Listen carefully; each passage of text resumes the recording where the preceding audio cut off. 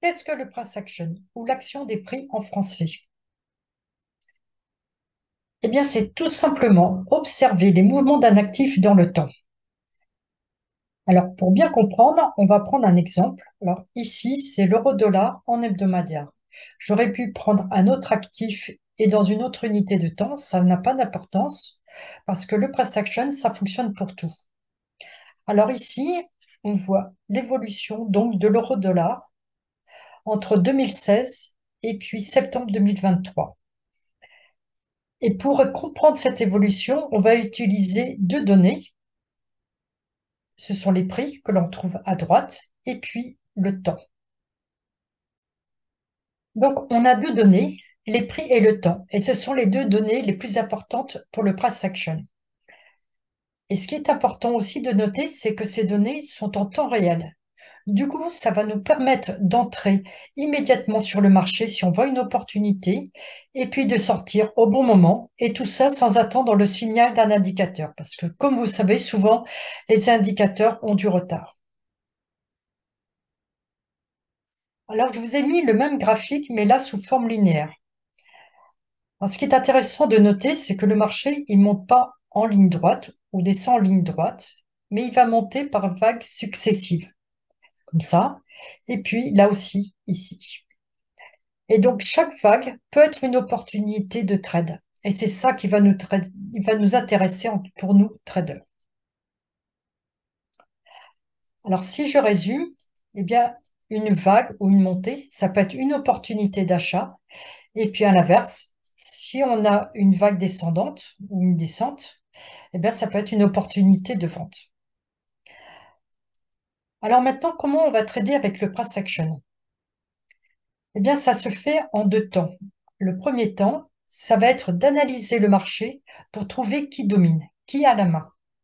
Est-ce que ce sont les acheteurs ou les vendeurs?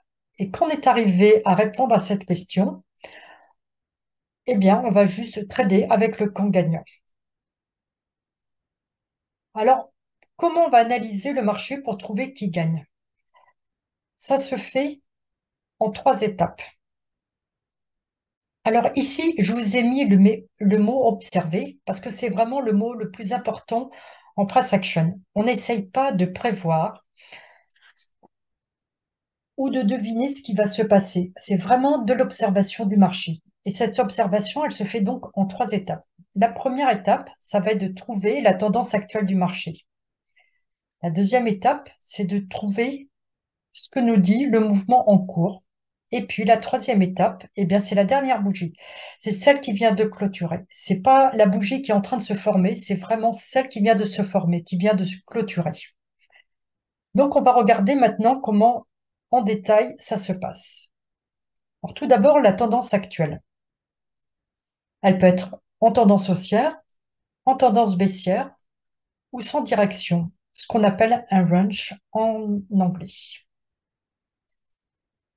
Pour le mouvement en cours, eh bien, il y a deux possibilités. Soit le mouvement est dans la tendance, donc là, dans tendance haussière, soit en tendance baissière, ou alors il se trouve dans une correction. On a une tendance haussière et puis là, le marché redescend un peu. C'est ce qu'on appelle une correction. Ou à l'inverse, on a une tendance baissière et puis le marché remonte et là, on est dans une correction à la hausse. Et puis la troisième étape, ça va être de regarder la dernière bougie, celle qui vient de clôturer. Et là, ça se fait en trois étapes. La première chose qu'on regarde, c'est la taille de la bougie. Alors, plus la bougie est grande, plus ça prouve que le camp, par exemple ici, les acheteurs dominent le marché. Parce que le marché a ouvert à ce prix-là, et puis les acheteurs ont vraiment poussé le marché pour clôturer tout en haut pratiquement de la barre. Donc, ce sont les acheteurs qui dominent. Par contre, si on a une petite barre, eh bien, il faut être assez suspicieux parce que même si les acheteurs dominent, ils sont pas si forts que ça. Donc, on doit faire attention aux petites barres. La deuxième chose qu'on regarde, c'est le prix de clôture. C'est le prix qui est le plus important sur la bougie. Alors, on reprend encore une bougie verte Et donc, le marché ici a ouvert à ce prix-là. Et puis, donc, toujours pareil, les acheteurs ont poussé le marché et ont clôturé, comme tout à l'heure, pratiquement en haut de la barre. Donc là aussi, c'est un signe de force des acheteurs. Par contre, si on compare à cette barre-là, l'histoire est totalement différente. Le marché a ouvert à ce prix-là, et puis les acheteurs ont bougé le marché jusqu'à ce prix-là. Et là, à ce prix-là, ce sont les vendeurs qui ont pris la main. Et ils ont repoussé le prix et clôturé le marché à ce prix-là. Donc, on a toujours une bougie verte.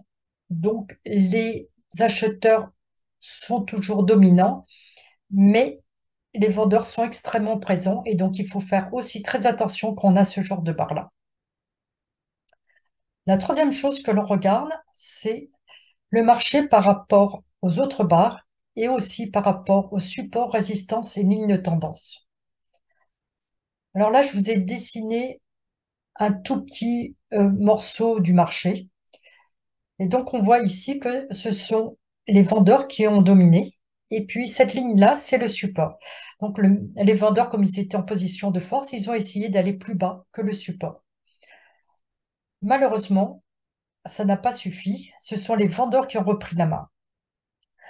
C'est un peu comme s'ils attendaient que le retest du support pour pouvoir reprendre la main.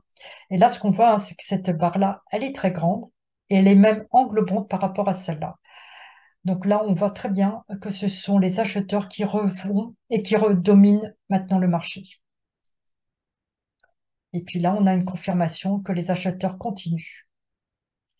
Donc, quand vous avez ce genre de configuration, hein, vous devez faire très attention à ce qui se passe donc, sur les supports, résistances et lignes de tendance. Alors maintenant qu'on a fait ces trois analyses, la tendance, le mouvement en cours et la bougie qui vient de clôturer, on va pouvoir savoir quand entrer sur le marché. Alors, ce qu'on cherche, c'est d'avoir une tendance haussière, un mouvement haussier et puis une bougie haussière. Alors là, c'est le jackpot. On peut rentrer sur le marché parce qu'on a les trois couleurs.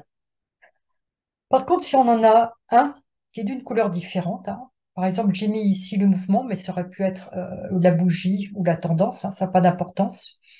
Tant qu'on n'a pas la même couleur, dans ce cas-là, on doit patienter pour avoir la même couleur. C'est vraiment très important que les trois soient alignés. Et puis, pareil pour la baisse, hein, si on a une tendance baissière, on cherche aussi un mouvement baissier et une bougie baissière pour prendre à la vente. Voilà. Alors, dans cette vidéo, je ne parle pas comment j'entre sur le marché parce que j'ai déjà développé plusieurs vidéos sur comment je trade avec le price action. Donc, vous pouvez retrouver ces vidéos à la fin de cette vidéo. Et puis aussi, je vous ai mis les liens dans la description sous cette vidéo. Je vous souhaite un très bon trading. Et puis, si vous avez aimé cette vidéo, je vous invite à vous abonner à ma chaîne. Merci.